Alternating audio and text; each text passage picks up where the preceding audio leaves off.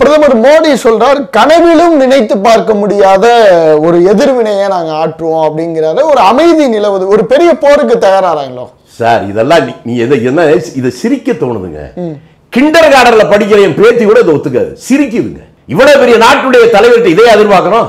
கனவிலும் எதிர்பார்க்காத போர்னு முன்னாலே சொல்லுவேன். இன்னைக்கு ராத்திரி வீட்டுல தான் இருப்பீங்க, நான் ராத்திரி உங்களை வந்து பிடிக்கிறேன் பாருங்க அப்படி இப்பவே சொல்லிட்டு அதுக்கப்புறம் உங்க வீட்டுக்கு வந்தா நீங்க இருப்பீங்களா? தாக்குதல் முடிப்பட்ட தாக்கி முடிச்சதுக்கு அப்புறம் தான் உலகத்துக்கு தெரியணும்.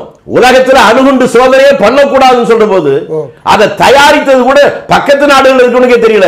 இந்தியாவில் அணுகுண்டு வெடிச்சு உலகத்தையே அதிர வச்சுதான் காங்கிரஸ் ஆட்சி. செயல் நம்ம பார்க்கிறோம், வெறும் பேச்சு மட்டும். நான் அதாவது கேலிக்கு சொல்றீங்க, ரொம்ப வைத்தறிச்சலோட சொல்றேன். நெஞ்ச நிமித்திட்டு மேடையில போய் பேசுறது மட்டும்தான், அது மட்டும்தான் தலைமைக்கு தகுதின்னா, இதை விட நம்ம ஊர்ல இருக்கக்கூடிய நம்ம மதுரைக்காரர் அவர் இதை விட நல்லா பேசுறார், சாலமன் பாப்பையா. அவரை பிரதமர் ஆகிடலாமே. பேசுவதற்கா பிரதமர், செயல்பட பிரதமர், திட்டமிட பிரதமர். கடைகோடி மக்களுடைய உணர்வு என்ன, அவருடைய தேவை என்ன என்று புரிந்து கொண்டு அதற்காக சிந்திக்கிற, செயல்படுகிற, திட்டமிடுகின்ற அந்த இடத்தில் இருக்கிற பிரதமர் வெறும் சவடால் வாய்ச்சவடால் பேச்சு மட்டுமே பேசுவதை வாடிக்கையாக வைத்திருக்கிறார்.